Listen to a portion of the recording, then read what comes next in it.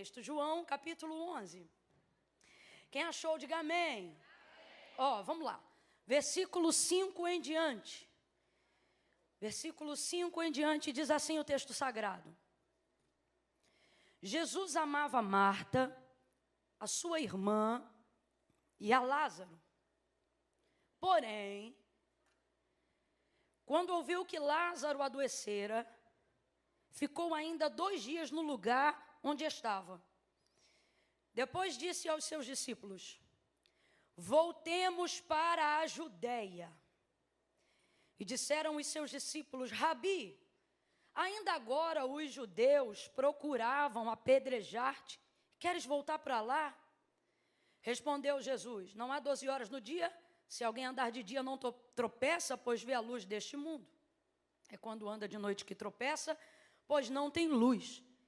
Disse isto e continuou: nosso amigo Lázaro dorme, mas eu vou despertá-lo. Responderam os discípulos. Gente, a gente quando é sonso é terrível, né? Responderam-lhe os discípulos: Senhor, se dorme, melhorará. Só que Jesus estava falando da sua morte. Mas os discípulos pensavam que ele se referia ao repouso do sono. Então Jesus disse claramente: Lázaro está morto. E eu me alegro por esta causa, de que lá eu não estivesse, para que possais crer, mas vamos ter com ele. Versículo 18. Betânia distava a cerca de 15 estádios de Jerusalém.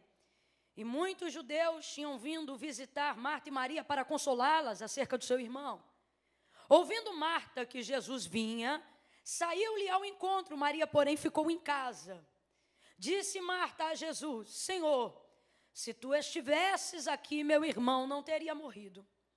Mas ainda agora sei que tudo que pedires a Deus, Ele te concederá. E disse-lhe Jesus: teu irmão ressuscitará. E respondeu Marta: eu sei. Naquele grande dia, no último dia da ressurreição. E disse-lhe Jesus: eu sou a ressurreição e a vida. Quem crê em mim, ainda que esteja morto, viverá. E todo aquele que vive e crê em mim nunca morrerá. Crês nisto? E disse ela: sim, Senhor, eu creio que tu és o Filho de Deus que havia de vir ao mundo. Depois que ela disse isso, voltou e chamou Maria, sua irmã, e em particular lhe disse: o mestre está aqui e te chama.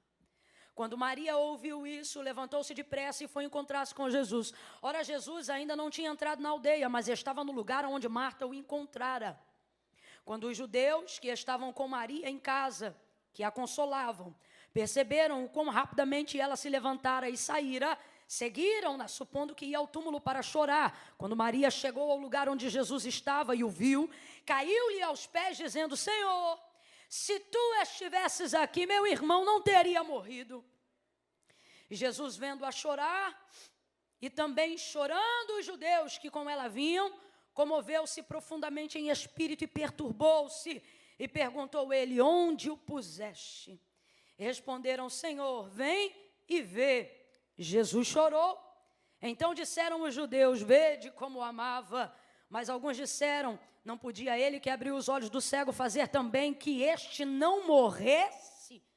Eles não pensaram fazer que este ressuscitasse. Preste atenção. Não podia esse que abriu os olhos do cego fazer também que este não morresse?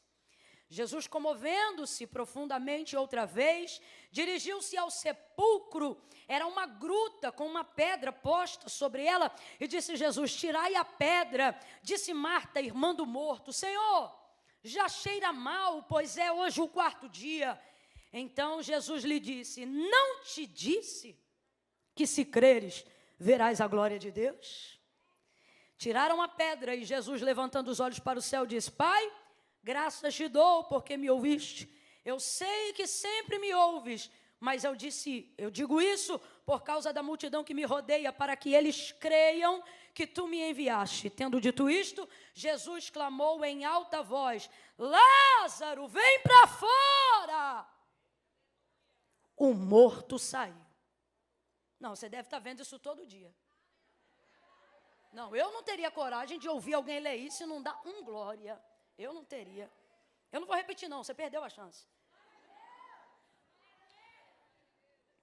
Tendo as mãos e os pés enfaixados e o rosto envolto num lenço, disse Jesus, desatai-o e deixai-o ir. E você diz? Amém por essa palavra, glória a Deus.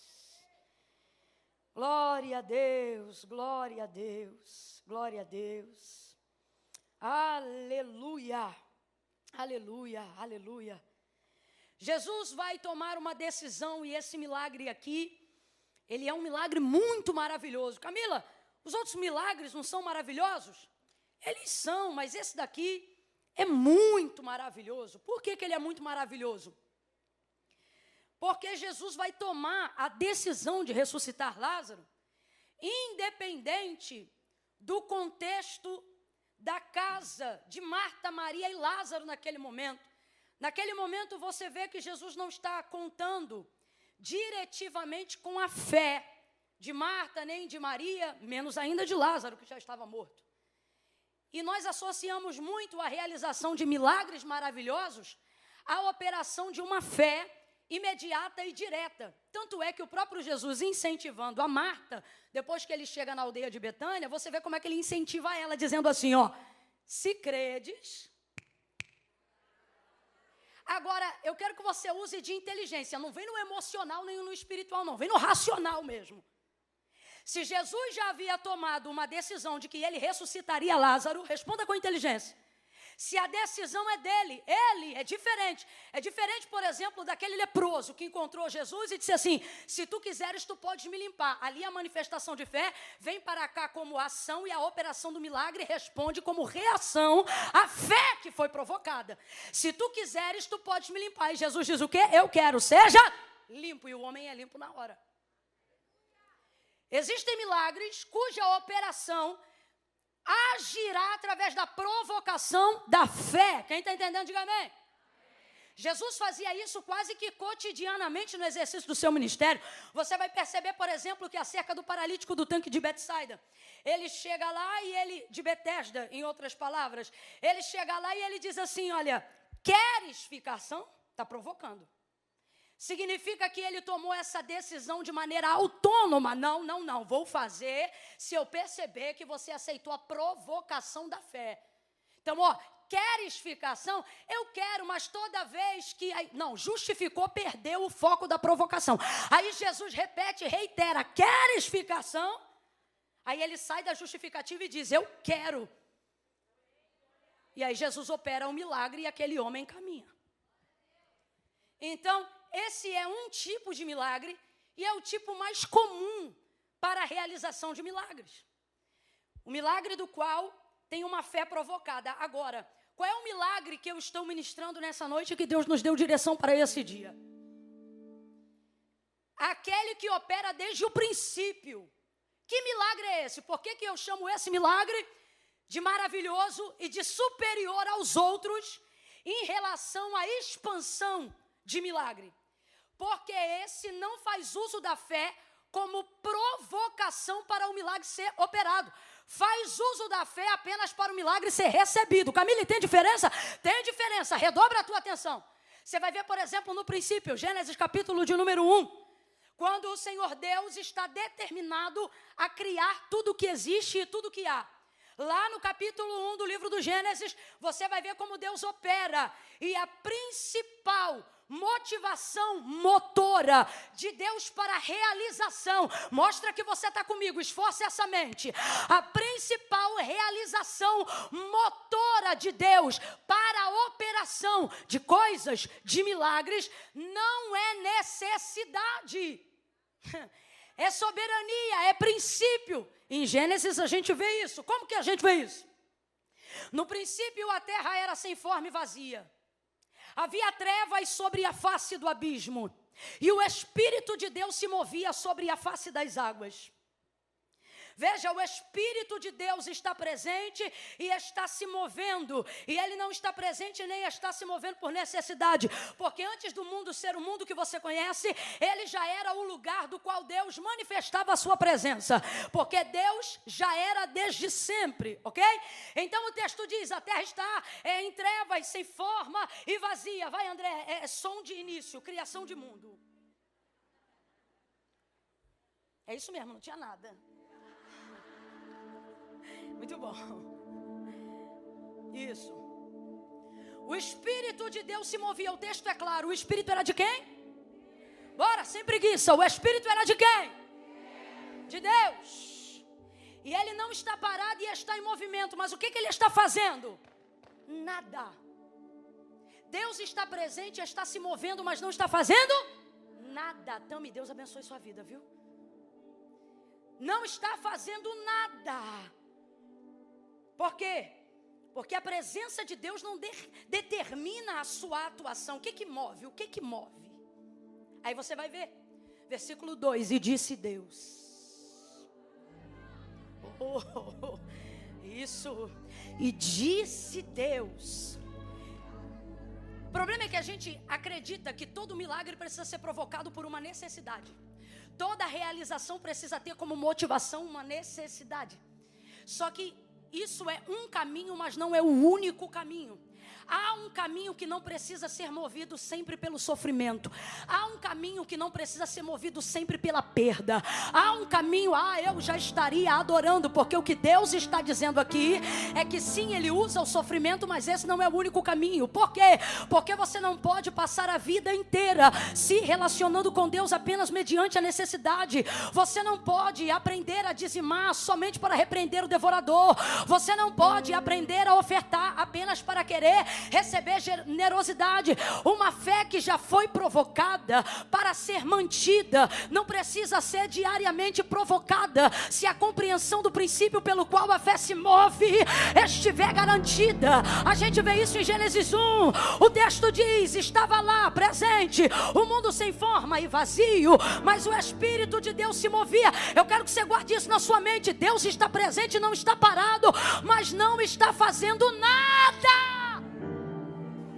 Não tem sol, não tem lua, não tem estrela, não tem firmamento, não tem humanidade, não tem separação, não tem dia, não tem noite. Como é que Deus está em um lugar e não faz nada?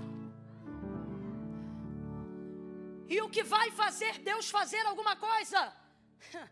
O texto diz, a sua palavra, e disse Deus. Então tem um caminho, o caminho da palavra, o caminho da presciência, o caminho da onipotência. Camille, quem é que vai acessar a realização de Deus por esse caminho? João capítulo de número 1. No princípio era o verbo. Verbo é o quê? Palavra. Vamos lá, vou te perguntar. Verbo é o quê? Bora, redobra a atenção. Verbo é o quê? Verbo é o quê?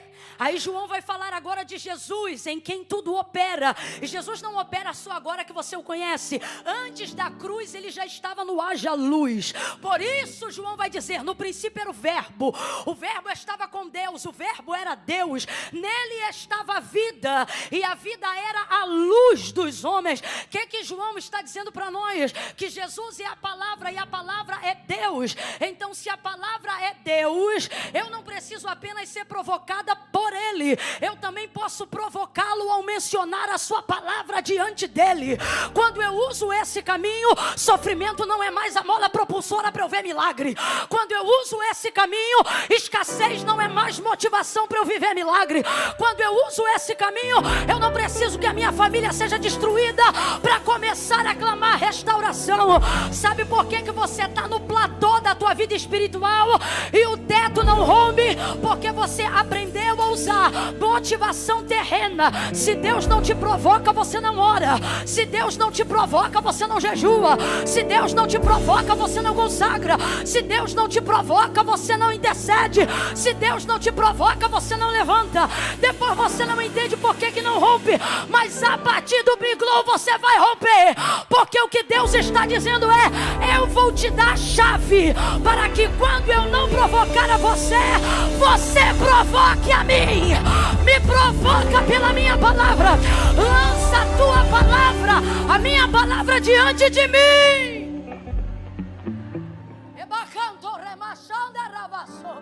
Levanta a mão direita o mais alto que você puder. O mais alto que você puder. Coloque a esquerda na mesma altura. Coloque a esquerda na mesma. Eu vou contar de 1 a 3. Quando eu disser 3, você vai impor as mãos no ombro da vizinha. Ah, Camila, mas eu não conheço ela. Não precisa conhecer. Deixa ela perceber que ela não veio para um evento gospel. Ela entrou numa casa de oração e Deus botou ela na roda dos profetas. Quando eu disser 3, você vai botar a mão no ombro dela. Vai chacoalhar. Camila, mas eu vou incomodar. Vai provocar. Quando eu disser 3, você vai impor as mãos no ombro dela e vai dizer para ela, em 25, quem provoca é você. É 1, é 2, 2,5. Bota a mão no ombro dela. Sacode, sacode. Diga para ela, em 2025. Você não falou, você miou. Provoque. Diga, em 2025.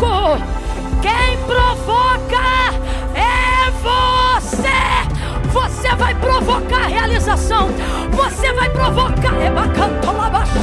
Deus vai quebrar o teto do platô. Esse teto não será quebrado de cima para baixo. Deus está dizendo, quando eu libero a palavra lá, você recebe aqui. Mas quando você libera a palavra aqui, você quebra toda a resistência que estava lá. Daniel fez isso e você pode fazer também. José fez isso e você pode fazer também. Eu gosto dessa perspectiva. Por quê? Porque essa perspectiva, para mim, é a única perspectiva que funciona num campo de maturidade espiritual.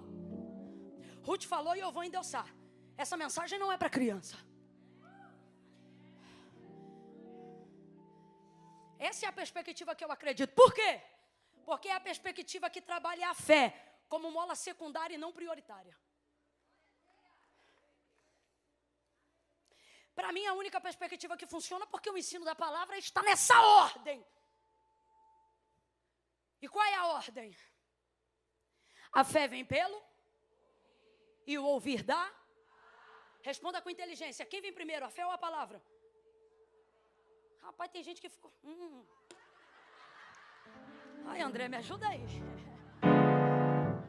Eu vou perguntar. Olha, eu vou falar devagar o texto. Deixa eu beber uma água. Olha, eu estou tremendo.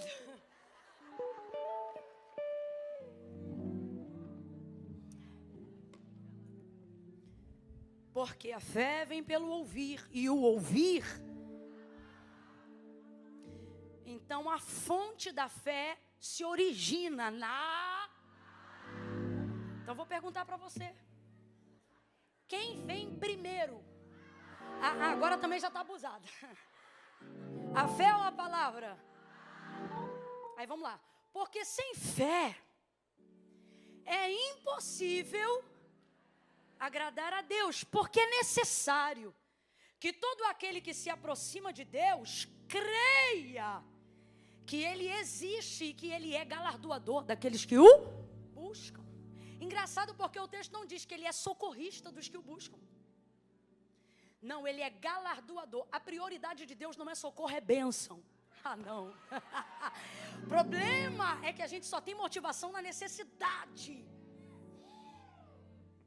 Você está entendendo aí? Então está de boca fechada por quê?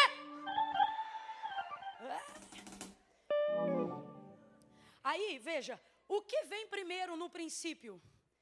A palavra e não a fé. Vamos falar aqui rasgado, que é para todo mundo entender. Quando Deus disse, haja luz, quem foi que disse? Amém. Está ligado? Eu creio, eu concordo. Eu estou falando de palavra, eu não estou falando de fé.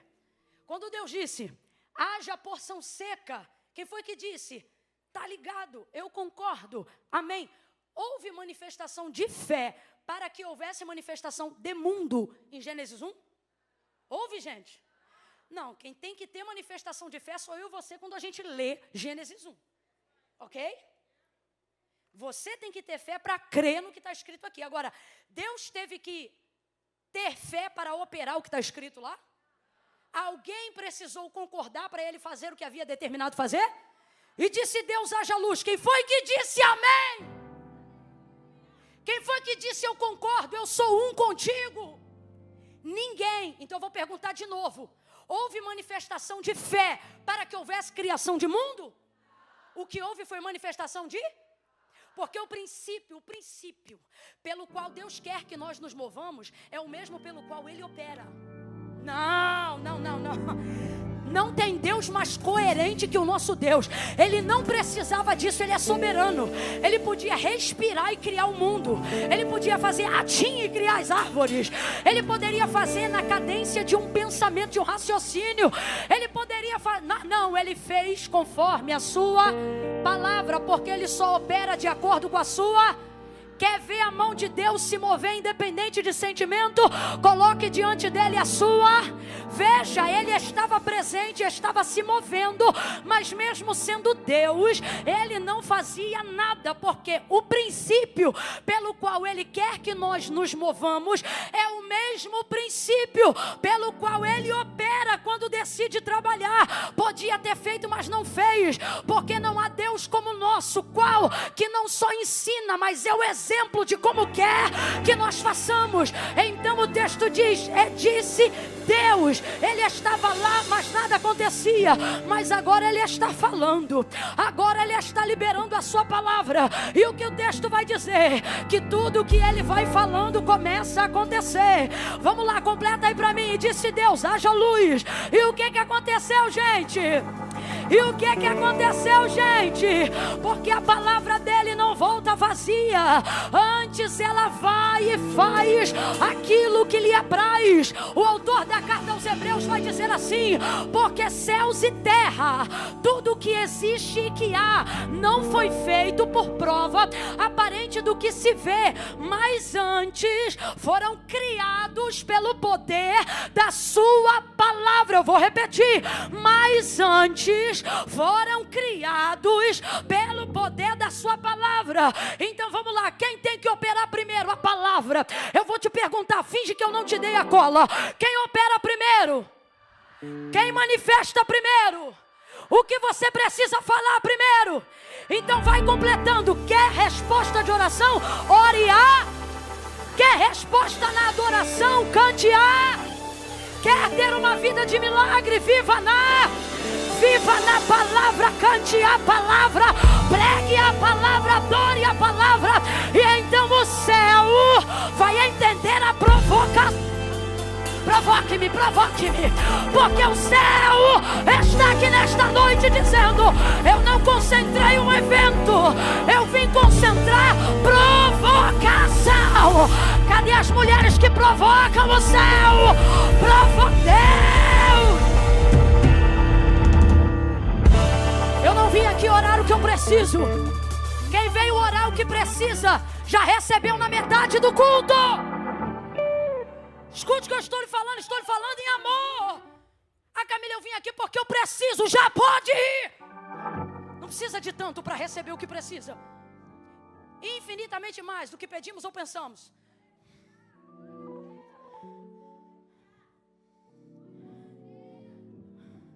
Porque desde a antiguidade com o ouvido não se ouviu, nem com o olho se viu outro Deus além de ti que trabalha. Fala assim comigo, expediente. Não, você não falou. Chia, expediente. O expediente de Deus é para quem trabalha. Ou perdão, é para quem espera nele. Porque desde a antiguidade com o ouvido não se ouviu, com o olho não se percebeu outro Deus além de ti que trabalha para aqueles que precisam. Esperam, para os que criam expectativa. Então Deus trabalha para quem tem fé. Agora, só quem tem fé, quem conhece a sua? O que o salmista vai dizer? Em ti confiarão os que conhecem o teu nome. Aí você diz, conhecer o nome de Deus basta? Basta se você conhecer a palavra. Porque Deus e a sua palavra são a mesma pessoa. Se você diz que conhece a Deus, mas só tem o Salmo 23 na cabeça, você conhece o Salmo 23, mas não conhece Deus. Palavra, eu não estou falando de ajuda. Ajudar, Deus ajuda, meu irmão. Deus não tem esse negócio. Ajudar, Ele ajuda até quem você acha que não presta. Estou falando de expediente, de estar dormindo e Deus fazendo plantão. não, você não entendeu. O salmista, ele diz, aos seus amados ele dá enquanto dorme. O que Deus está dizendo? Pode dormir que eu cubro o teu turno. Eu cubro o teu turno, eu cubro a tua madrugada. Eu alcanço a tua família, eu vou lá no Brasil, eu visito o Nordeste. Eu alcanço Singapura. Tu não tem condições de ir lá agora, então eu vou por ti. Só espera em mim que eu trabalho, eu trabalho, eu trabalho. Eu trabalho e não me canso, mas o meu expediente não é para quem precisa, é para quem espera em mim. Então essa espera não fala sobre necessidade, essa espera fala sobre expectativa.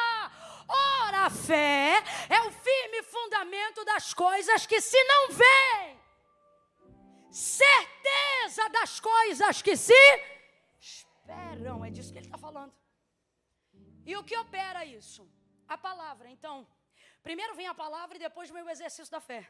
Talvez você está me ouvindo aqui agora e está acostumado tanto a só ser provocado que não consegue compreender como poderia provocar, positivamente falando, o Senhor.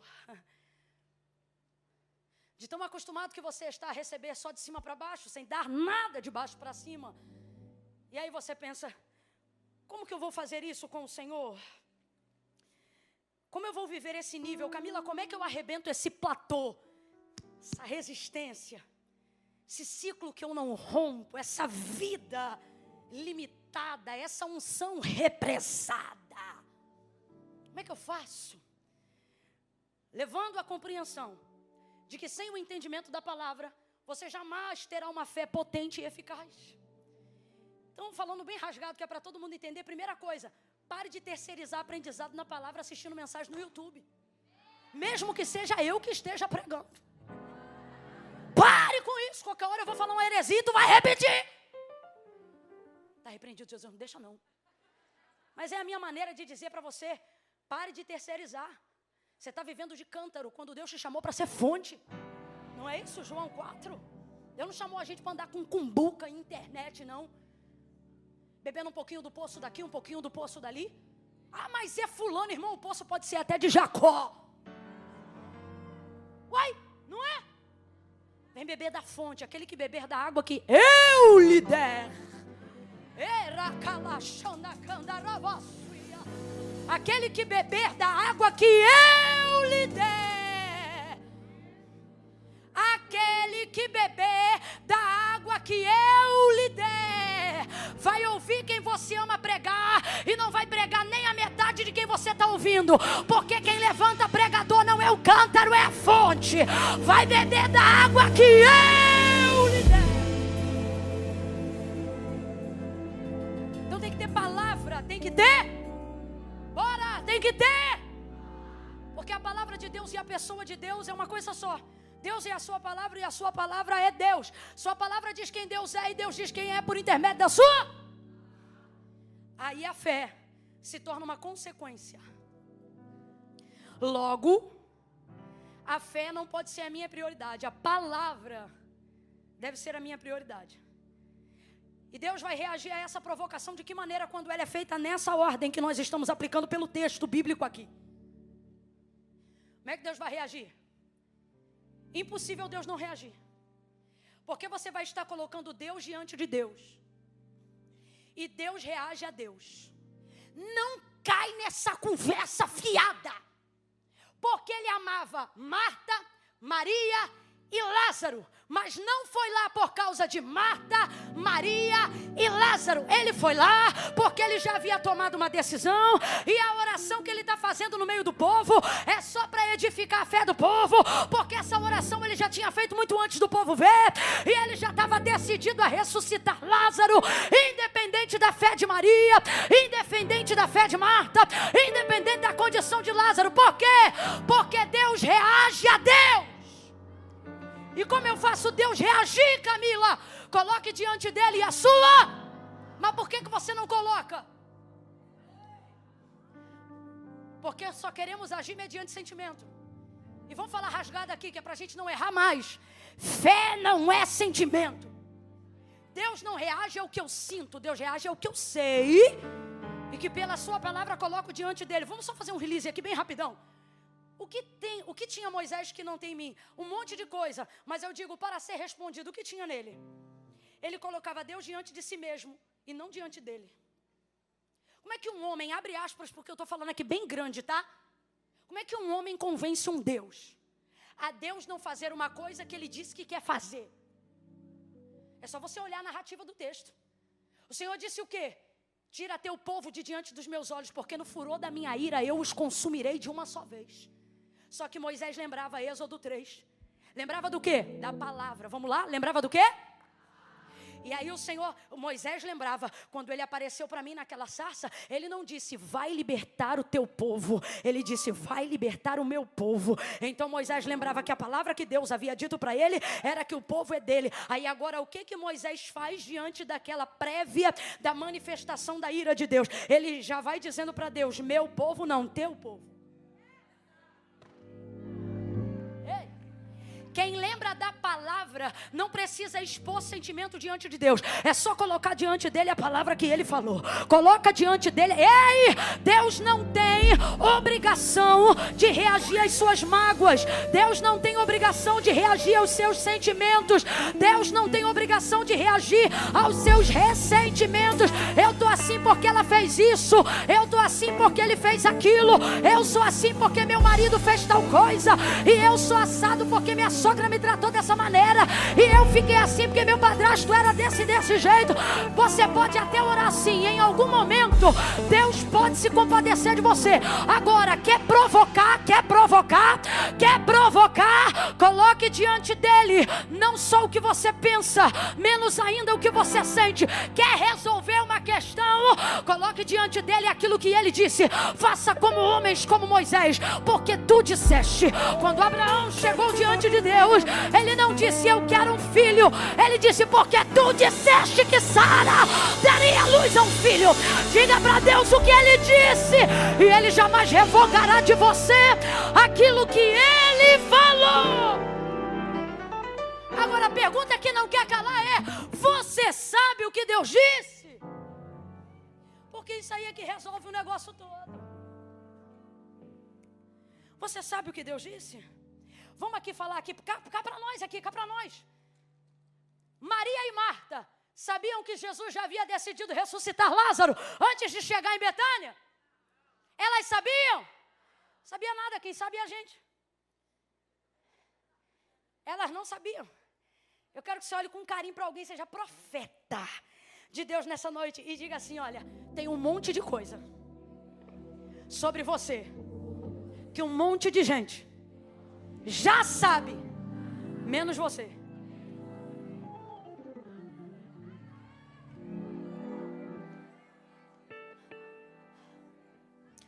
Os discípulos sabiam, mas quem tinha que saber não sabia.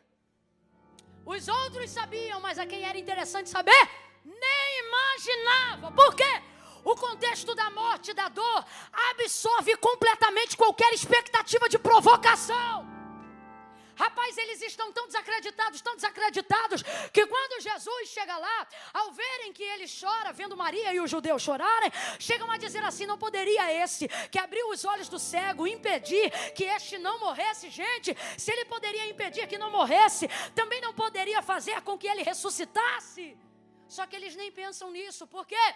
A dor absorve a perspectiva, a expectativa e a capacidade provocativa. É a dor, olha para cá. Não é que você não é crente, é que a dor consumiu parte do conhecimento que você tinha sobre o que Deus iria fazer. O texto diz que Jesus falou 3 vezes. Quantas vezes? Bora, quantas vezes?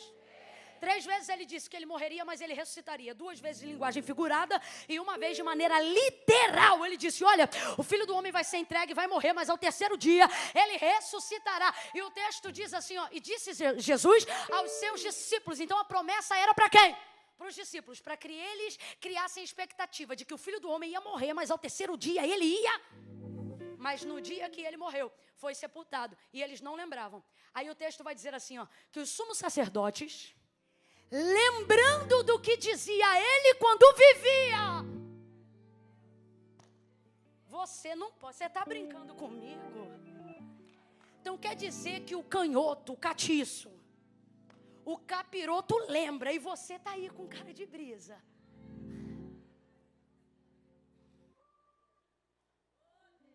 O menino está lá no tráfico. Ô Camila, você está na América. Eu sei aonde eu estou. E tem mães aqui lutando contra vício, contra drogas dentro de casa.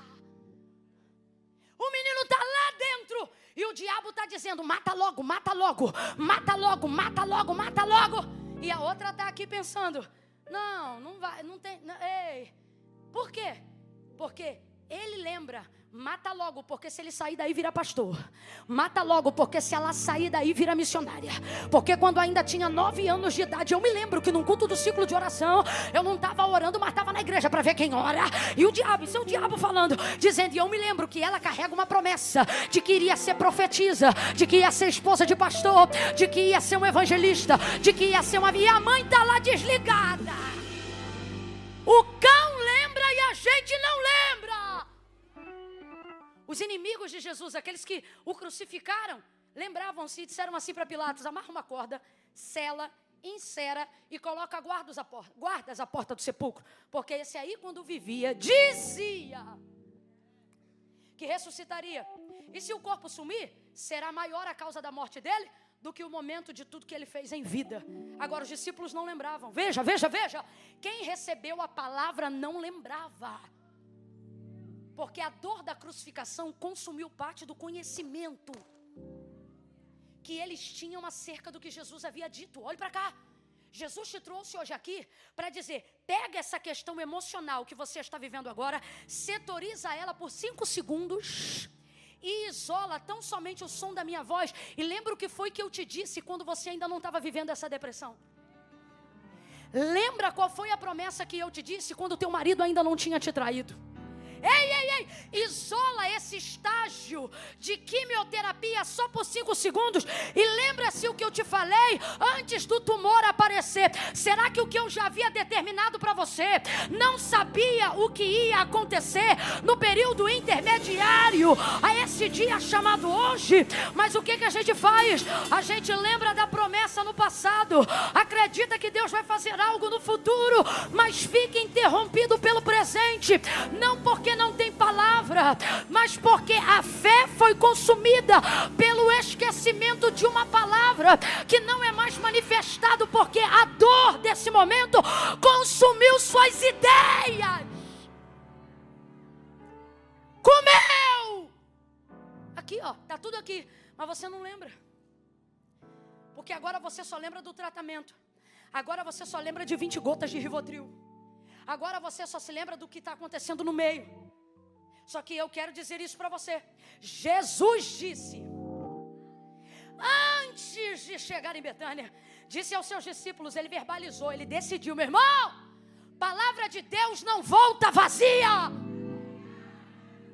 Lázaro, nosso amigo, dorme. Vamos direto para a parte que ele tem que falar literalmente. Lázaro, nosso amigo, está... Bora, está, mas eu vou.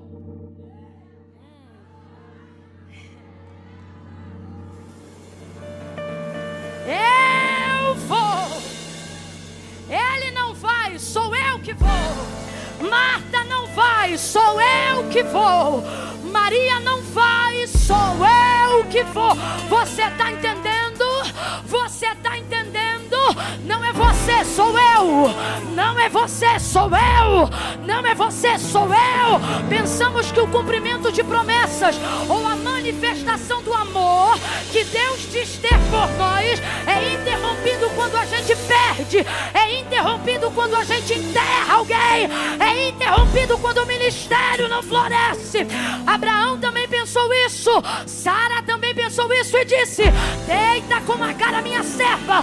E depois que ele deitou, Gênesis 16, o Senhor vai aparecer para ele e vai dizer, Abraão, anda na minha presença e ser perfeito, porque ele vai dizer, eu sou o Deus Todo-Poderoso. O que é que ele está dizendo? Eu vou fazer, eu sou Eu sou. Você não se cura, eu te curo. Você não se ressuscita, eu te ressuscito. Você não restaura, eu restauro. Você não levanta, eu levanto. Você não unge, eu unjo. Você não abre, eu abro. Você não fecha, eu fecho. Você não abate, eu abato. Você não levanta, eu levanto. Sou eu.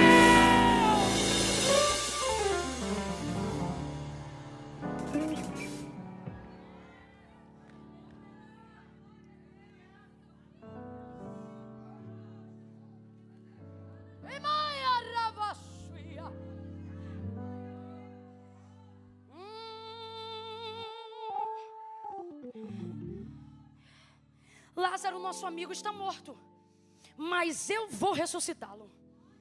Eu vou. Irmão, por favor, inteligência. Se Jesus está dizendo eu vou, importa se alguém disser não vai não. Se Jesus está dizendo eu vou, importa se o laudo médico diz que você só tem mais um ano de vida? Se Jesus disser eu vou, importa quantos anos está na prostituição? Se Jesus disser eu vou fazer, importa se a porta está fechada? Se é Jesus que diz eu vou fechar, importa quanto tempo tal legalidade está aberta?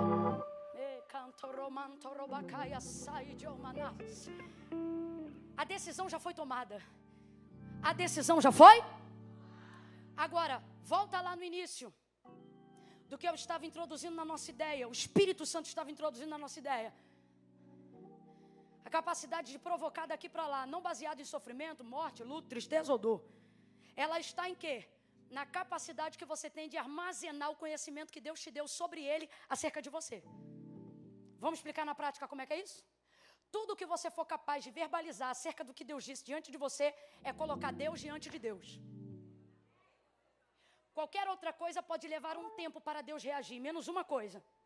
Quando você coloca Deus diante de Deus, Ele reage prontamente diante dele. Por isso a oração desses homens não era eu sinto, eu quero, não, era tu disseste. Eu me lembro dessa ocasião que pincelamos agora, de Moisés falando assim com o Senhor. E como que vai ficar os egípcios que ouviram o Senhor dizer? Gente, pelo amor de Deus, é ter muito conhecimento do que Ele falou. Então veja, nós não estamos colocando diante dele o que nós queiramos que ele faça, estamos colocando diante dele aquilo que ele disse que ia fazer. Mas qual é o problema hoje de algumas pessoas? A ideia de que ao lembrarem de uma promessa pensarem, mas será que foi Deus que falou ou o vaso estava na carne? E por que isso? Porque você só se apoia no que foi dito pela boca do homem porque não lê a Bíblia. Então quando eu peço para você acessar a lembrança de uma promessa, você tenta acessar uma voz profética. Você tenta acessar uma ministração, um evento, um culto, um manto. Mas se tivesse conhecimento do que Deus diz na primeira pessoa, não precisaria acessar lembranças ou memórias que ainda estão sendo testadas. Você poderia acessar diretamente algo que já foi comprovado. A palavra de Deus. Porque pela terceira vez nessa noite eu digo, Deus e a sua palavra são a mesma pessoa, são uma coisa só. Então Jesus tomou uma decisão. Eu vou contar de 1 a 3, tu vai gritar. Camila, mas eu acho que eu não tenho mais força não. Tem sim. Eu estou gritando desde 11h30 da manhã, você também pode. Quando eu disser 3, você vai gritar para essa irmã que está do seu lado. Camila, mas eu não sou de gritar, veio no culto errado então. Mas Camila, você disse que a gente não está no lugar certo, na hora certa, fazendo a coisa certa. É por isso que eu estou dizendo, você não está no lugar errado, você veio aprender a gritar. Quando eu disser 3, você vai olhar para quem está do teu lado e vai gritar. E vai dizer assim para ela, ó. Está decidido. Qual é a palavra que você vai gritar? Não precisa gritar agora não, armazena fôlego. Está decidido. Agora o que está decidido? Coisas sobre você que você não sabe, mas já foi decidido.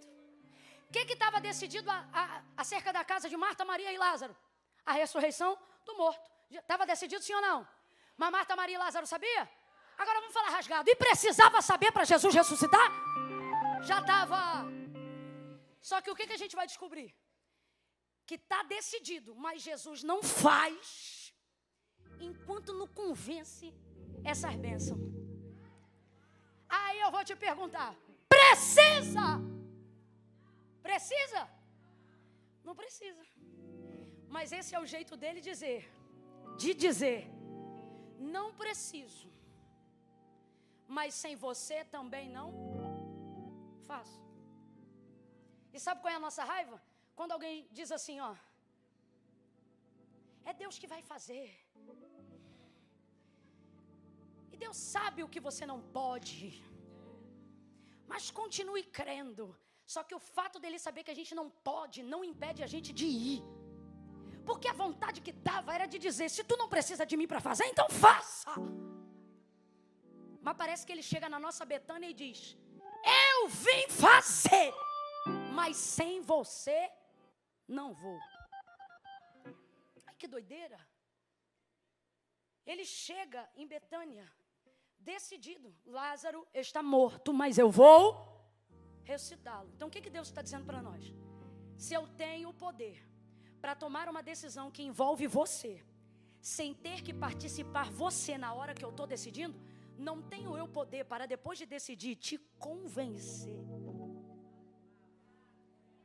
Então eu quero dizer para você que hoje, no dia 8 de março de 2025, dentre tantos caminhos, dentre tantas palavras de força, de edificação, de confronto e de renovo, essa corrobora o fim da noite para dizer para você, eu te trouxe aqui para te convencer. E o Senhor está dizendo, você está dizendo, me convencer de quê, Senhor? E Ele, eu vou te convencer que eu já fui convencido. Eu vou te convencer que eu só preciso ser provocado. Não há nada, nenhuma expectativa que você crie, nenhum desejo que você tenha, a realização de nenhum outro milagre, daqueles mais altos que você almeja. O Senhor está dizendo, quando esse vento sopra na tua mente, ele já é uma convicção minha, e para você acessar, você só precisa do conhecimento daquilo que eu já disse. E como é que o Senhor vai fazer isso, Deus? Ele está dizendo, eu vou te convencer que eu não chego só para chorar com você, eu chego para fazer o que eu já decidi. E aquilo que está acontecendo no meio do processo não vai impedir a realização do resultado do fim que eu já determinei. Quando eu disser 3, eu não sei se você está tratando câncer, eu não sei se você está divorciada, eu não sei se você está cuidando de depressão, eu não sei qual período você está da terapia. Quando eu disser 3, você vai gritar para ela, está decidido, é 1, é 2, é 3, grite,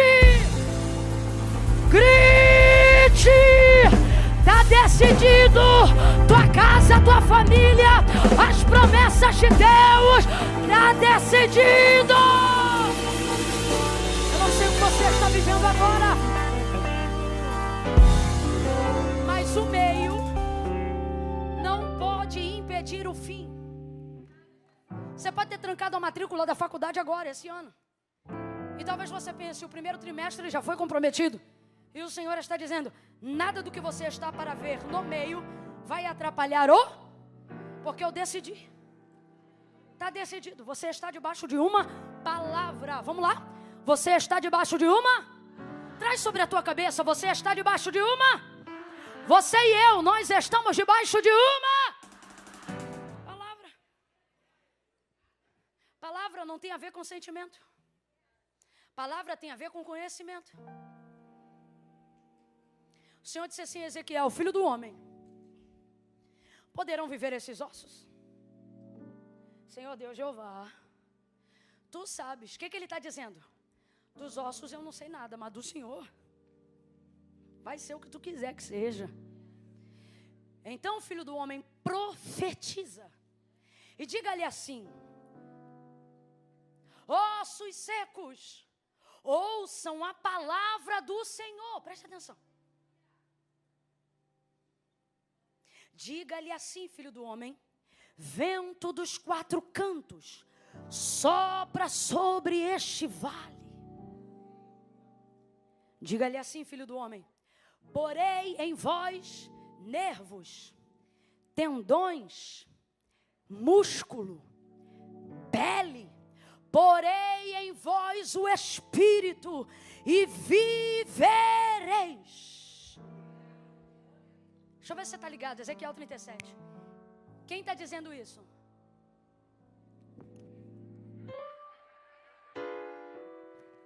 Deus. Quem está dizendo isso? Deus está dizendo isso. Só que Ezequiel conta que a visão foi assim, ó. Tomou pela mão, me levou no meio de um vale, que estava cheio de ossos.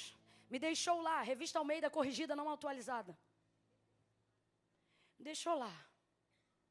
Então, ele diz, olha, poderão viver? Vamos falar aqui rasgado? Ezequiel está dizendo, não sei, porque sobre esse vale eu não sei, mas sobre o Senhor eu sei que o que tu quiser que seja, será. Foi uma boa resposta. Então Deus disse, profetiza. E Ezequiel não começou a profetizar não, filha. Deus dizia o que ele tinha que falar. Porque profecia não é revelação, é a capacidade que você tem de repetir o que Deus disse com fidelidade. Profecia na língua estranha.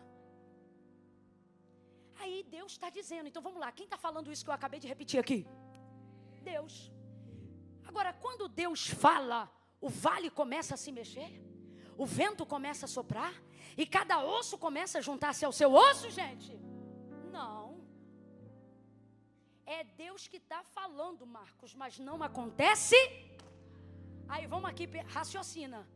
Teria a palavra de Deus mais poder na boca de Ezequiel do que na boca do próprio Deus? Se você tiver na dúvida, agora eu vou aí. Eu vou aí. Você precisa de um puxão de cabelo como Neemias fez. Vamos lá. Teria a palavra de Deus mais poder na boca de Ezequiel do que na boca de Deus? Não, claro que não. Só que por que quando Deus fala não acontece nada? Mas quando Ezequiel fala, e ouviu-se um barulho.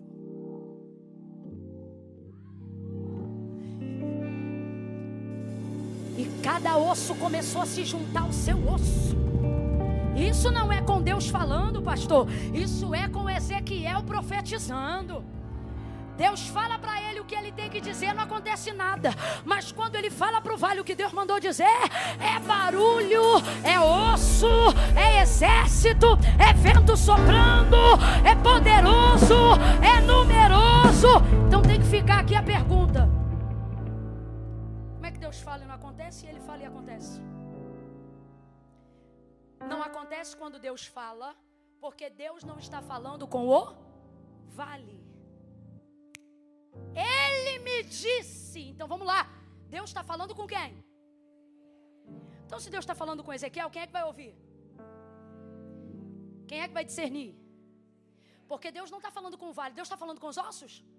Deus está falando com o vale? Deus está falando com? Deus está dizendo para Ezequiel o que ele tem que dizer para o... Deus não está dizendo para o vale o que o vale tem que fazer. Por isso que quando Deus fala não acontece nada, porque Deus não está falando com o... Deus está falando com... Agora diga para mim, quem está no vale? Quem está no vale? Ezequiel, o profeta. Aí a gente se pergunta assim, Deus, se tu tem palavra na minha vida, se tu é comigo, se já está decidido, por que quando o Senhor fala comigo já não faz?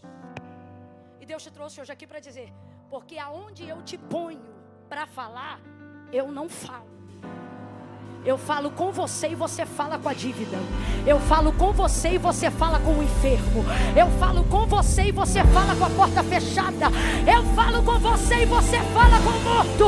Aonde eu te der a autoridade para liberar a minha palavra, eu não abro a minha boca. É você que abre a tua. Abre a tua boca e comece a entregar a palavra.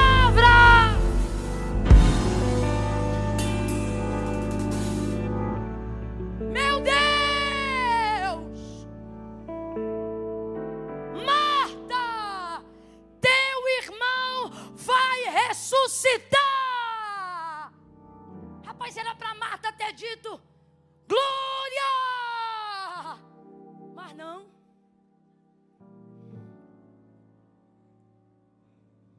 Marta é daquelas que diz assim, ó, eu creio. Sabe assim, está profetizando um monte de vitória. E a pessoa está assim, amém, amém. Mas a mente está assim, calha a boca, calha a boca. Chega, chega, chega, chega. Marta, teu irmão vai ressuscitar. Jesus coloca essa palavra de maneira imperativa, porém no futuro. Marta, teu irmão. Você sabe qual é o maior problema para a provocação de milagres? É que milagre não é provocado nem no passado nem no futuro. Só tem um tempo que se provoca milagre. Aonde? E sabe qual é o problema? Passado chamamos de passado, porque está atrás. Futuro chamamos de futuro, porque está. O único tempo que é conjugado onde eu estou se chama. Não é estranho que o único lugar onde tudo deva acontecer não acontece, justamente porque você e eu estamos ali. Logo, eu vou falar rasgado que é para todo mundo entender. Você tem que decidir hoje. Se diante da palavra que Deus libera para você, você é a ponte que une os mundos ou o abismo que separa a realização deles. Vamos lá aqui, ó. Toda a palavra que Deus liberou para você, se eu te pedir agora assim, ó, diga para mim, o que foi que Deus disse? Você será obrigada a acessar uma memória do seu. Isso. Toda a palavra que Deus liberou ao nosso respeito, ela está. E se na hora que eu pedir para você assim, olha, diga qual foi a palavra que Deus liberou para você, você sempre vai conjugá-la no futuro. Oxi, Deus apareceu para você no passado para falar de passado? Deus aparece no passado para falar de quê? Então não me irrite. Então se eu digo assim, me diga, o que foi que Deus já te disse? Você vai ter que acessar uma memória do... Mas se eu digo assim para você, repita, o que foi que Deus falou? Você vai conjugar como se ela fosse acontecer no... Deus disse que salvaria meu filho. Deus disse que me daria uma empresa. Deus disse que me levantaria como pregadora. Deus disse, sempre para o... Só que qual é o problema? Que entre passado e futuro tem uma coisinha chamada... E às vezes o que falta para unir os dois pontos, o que Deus disse, com a realização do que Ele falou, é o... E quem está lá? Você. E eu. Tem que ser crente para dizer isso. E Deus está dizendo para você. É você que determina se é a ponte ou se é o abismo. Se é a conjugação do verbo que realiza ou se é o hiato no tempo. É você. Olha, o problema de Marta é o mesmo do nosso e eu começo a encerrar. Marta diz, Jesus diz assim, teu irmão vai ressuscitar. Ela diz, eu sei. Naquele grande dia, no último, ela joga um milagre lá para frente. Aquele grande dia, o último da ressurreição. Aí Jesus conjuga para ela assim, ó, Marta, eu sou a ressurreição e a vida. Gente, essa conjugação, eu sou, está no passado ou no futuro? Isso aí, nenhum dos dois. Está no presente. O que Jesus está dizendo? Nem lá, nem lá. Ele vai ressuscitar aqui, agora.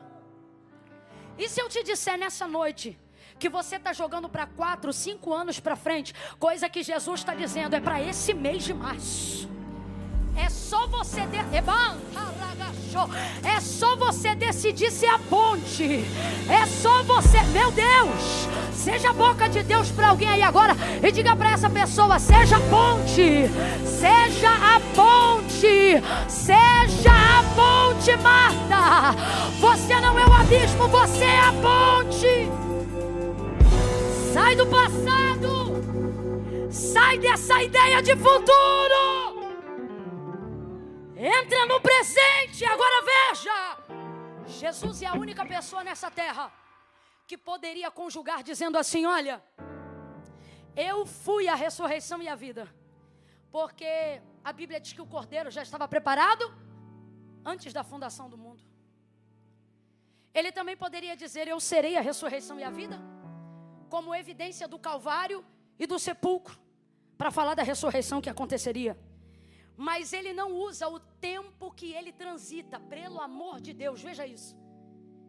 Ele vai provocar, ele vai realizar um milagre na casa de Marta. Então ele não vai usar o tempo dele.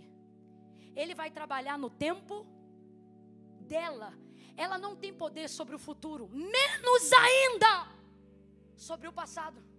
Só que ela pode ser útil agora, no presente. A fé dela é útil agora, no presente. Sabe qual é o nosso problema? Temos fé para o que não pode ser mudado. Como é que você sabe, Camila, que ela tinha fé? Porque ela disse, se tu estivesses aqui, meu irmão não tinha morrido. Marta tem tanta fé que ela crê que se Jesus estivesse antes, ele não tinha morrido. Só que olha o que Jesus está dizendo. Marta, não ter chegado na hora que você esperava não impede de acontecer o que vai acontecer. Jesus já sabia tudo que você ia passar, mas Ele te trouxe hoje aqui para dizer, ao invés de chorar pelo que você não me viu fazer, você vai se alegrar muito mais em ver o que eu estou para fazer, independente do que acontecer. Marta! Então Ele não diz eu fui, então Ele não diz eu serei. E para nossa alegria, se eu fosse você, eu dava um glória. Ele diz, eu sou. Ele diz, eu sou. Sabe o que ele está dizendo? Eu não vou te jogar no meu tempo. Eu vou manifestar o meu poder no teu tempo da vida. Eu sou eterno, mas eu vou entrar no teu tempo. Eu vou atender demandas que são temporárias e não eternas. Não porque eu preciso delas, mas porque você precisa da experiência de me ver agindo no presente. Marta, eu sou a ressurreição e a vida, ainda que ele esteja morto, viverá, viverá, viverá, viverá. E ele olha para ela e manda chamar Maria. Ela vai até a irmã dela, diz, Maria, o mestre te chama. Maria chega e diz assim para ele, se tu estivesses aqui, meu irmão não teria morrido. O que elas estão dizendo, gente? Vamos falar aqui, ó. Eu queria que o Senhor tivesse chegado. Eu precisava que o Senhor agisse. Agora que eu já fui traída, não precisa não. Agora que eu já tranquei a matrícula, não precisa não. Agora que eu já vendi o carro. Agora que o green card foi negado, agora? Não. Eu precisava que o Senhor viesse. Se tu estivesses aqui, eu não tinha divorciado. Se tu estivesses aqui, ele não teria morrido. Se tu estivesses aqui, eu não teria caído. Se tu estivesses aqui, isso. Será que você não está desprezando demais a oportunidade que você está tendo agora? Por causa da expectativa que você criou antes. Agora vamos lá, irmão. Se curar um enfermo é um testemunho grande, imagine ressuscitar um morto. É um testemunho maior, é ou não é? Quando Jesus não faz as coisas no tempo que você julga ser o único cabível para Ele operar, é porque Ele já decidiu fazer algo maior que a sua casa. É porque Ele já decidiu fazer algo maior que a sua expectativa. Você está entendendo isso aqui?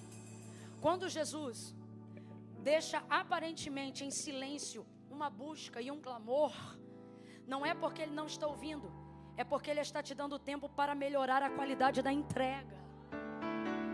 Meu Deus, Espírito Santo de Deus. Marta fala uma coisa, Maria fala a mesma coisa, e então Jesus encerra a questão. E Ele termina quase no fim, chorando. Agora preste atenção. Imagine que você tem a última expectativa da sua vida em alguém. Ainda tinha expectativa em Marta? Tinha. Porque ela diz assim, mas eu sei que ainda agora, o que tu pedires ao Pai, Ele vai te conceder. Então fala para mim, tinha expectativa ou não tinha? A gente diz que não tem até que tenha. Você diz assim, eu não quero mais, é só ouvir um louvor que volta tudo. Para mim não dá mais, é só ouvir uma irmã interceder do lado, daqui a pouco eu cantará. Você não tem até que tenha.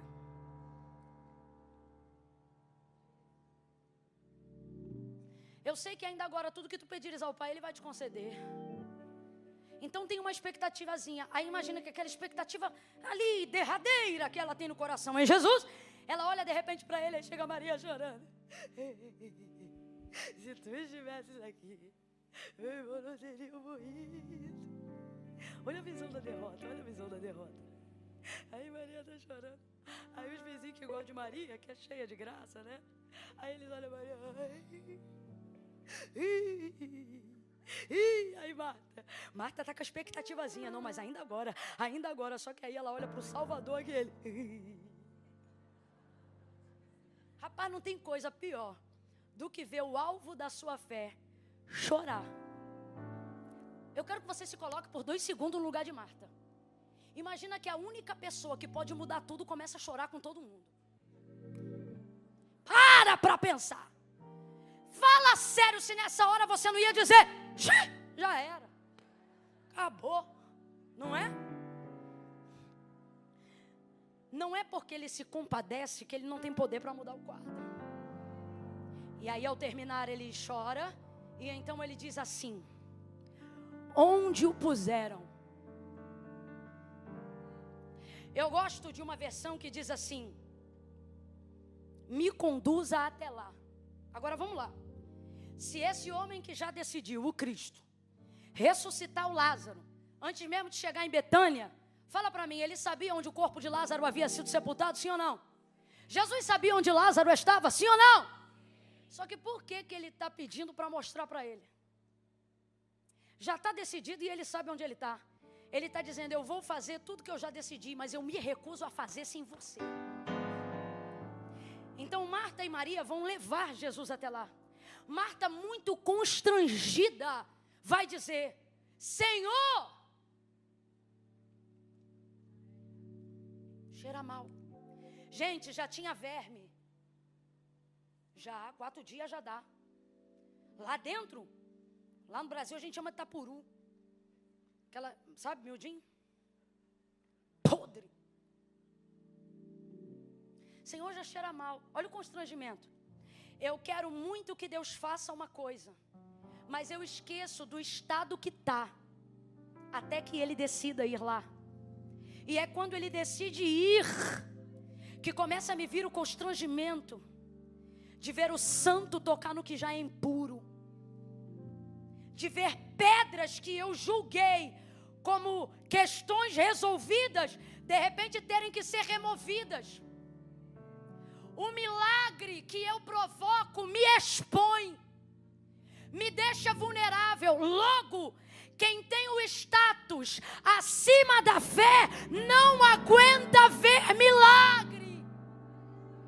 Vai ter que abrir, vai ter que expor, só que aí vai depender de quanto você ama o que morreu. Você ama esse casamento? Então vai ter que deixar Deus abrir a área da traição. Você ama esse ministério? Então vai ter que entrar no gabinete e confessar o pecado que os outros disseram que você cometeu e que você fingiu que não cometeu. Deixa o teu pastor saber da tua boca. Tira a pedra! Se expõe. Se expõe que o verme sai. Se expõe que a putrefação sai. Vem, André, que aquele que habita em meio aos louvores vai amaciar o entendimento do duro coração. Deus está dizendo, você quer que eu faça, mas fica constrangido com o teu morto. Você quer que eu faça, mas quando vê o que eu vou ter que tratar, prefere deixar para lá. Mas hoje nós vamos ter atitude de Marta, coração de Maria. Leva ele lá.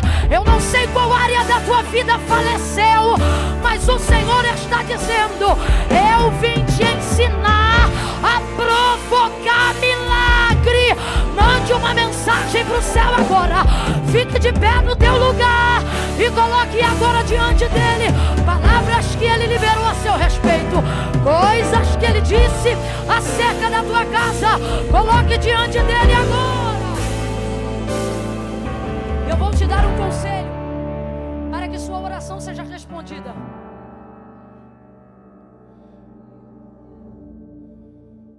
Comece a oração que vamos fazer agora,